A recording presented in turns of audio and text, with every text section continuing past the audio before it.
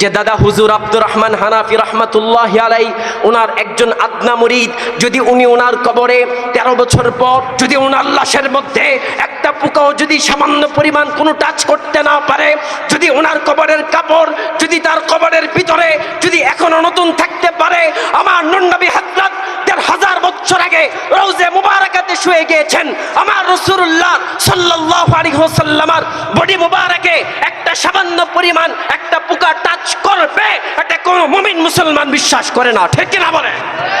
আল্লাহর পেয়ারা হাবিব মুহাম্মদ সাল্লাল্লাহু আলাইহি ওয়াসাল্লাম রওজা মুকদ্দাসাতে রাসূলুল্লাহ শুয়ে আছেন, আমার নূর নবী হযরত এখনো সশরীরে জীবিত অবস্থায় ওনার দেহ মুবারক নিয়ে তিনি শুয়ে আছেন। সুবহানাল্লাহ।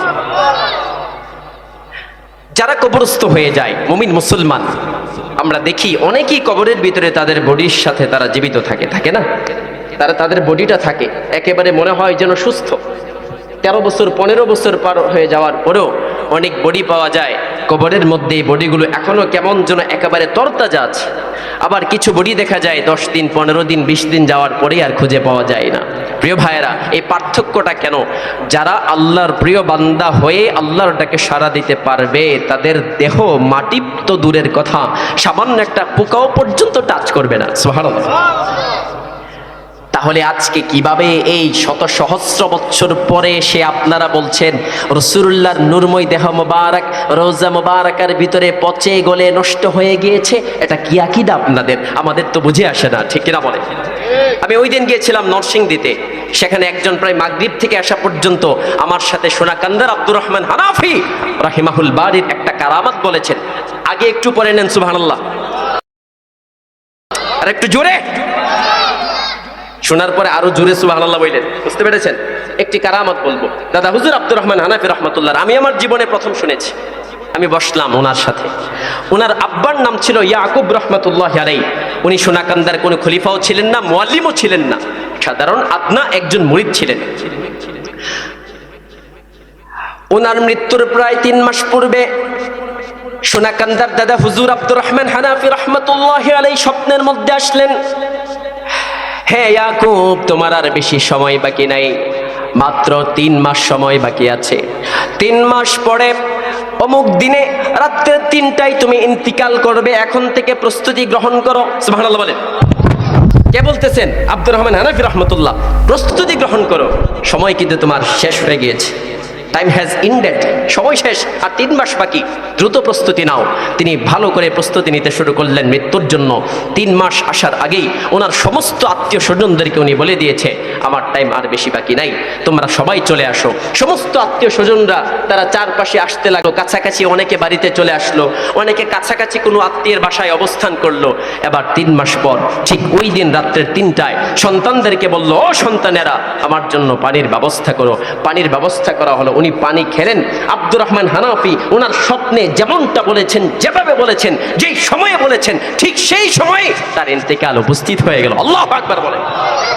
উনি ইন্তেকাল করলেন, আল্লাহর ডাকে সাড়া দিয়ে চলে গেলেন। ওনাকে কবরস্থ করা হলো। কবরস্থ করার পর এবার প্রায় 13 বছর পরে সেনাবাহিনী আসলো। সেখানে বিশাল বড় মাঠ পাশে, সেই মাঠে আসলো সেনাবাহিনী। তারা কেন আসলো? ট্রেনিং এর জন্য। তারা এসে তাদের যে অস্ত্রগুলো এগুলো এক জায়গায় হেফাজতে রাখতে হবে। পাশে ছিল কবর, কবরের তেমন কোনো চিহ্ন ছিল না। ওনারা আর বুঝতে পারে নাই, না বুঝে সেখানে তারা গর্ত করলো।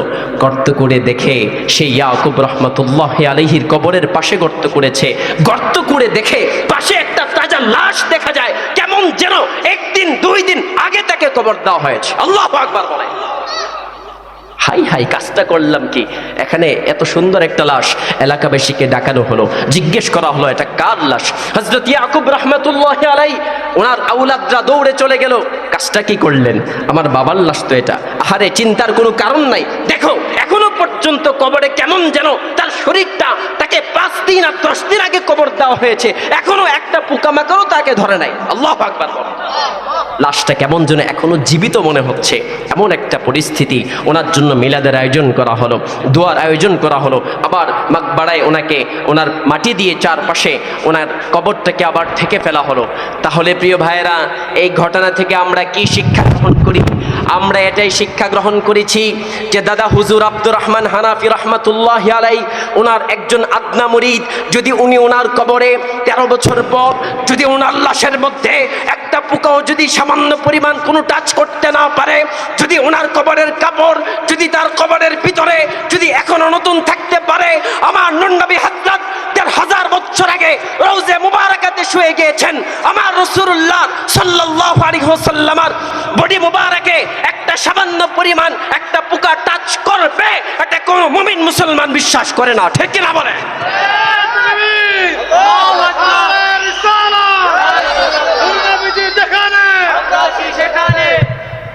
আপনারা কি হাদিস পড়েন নাই? যেখানে অসংখ্য বড়ি বড়ি সহিহ হাদিস আছে, যেখানে আমার নবী হযরত মুহাম্মদ সাল্লাল্লাহু আলাইহি ওয়াসাল্লাম বলেছেন, আল আমবিয়াউ আহইয়াউ ফি কুবুরিহিম ওয়া হুম ইউসাল্লুন, সমস্ত নবীরা তাদের রওজায় তাদের যার যার কবরে আর মাকবারায় জীবিত অবস্থায় আছে। সুবহানাল্লাহ। শুধু তাই না, ওহুম ইউসাল্লুন, তারা নামাজ পড়ছে, তাদেরকে রিজিক দেওয়া হচ্ছে, তারা সেখানে ফল ফ্রুট খাচ্ছে, সেখানে খাবার খাচ্ছে আর আল্লাহর ইবাদত করছে। সুবহানাল্লাহ।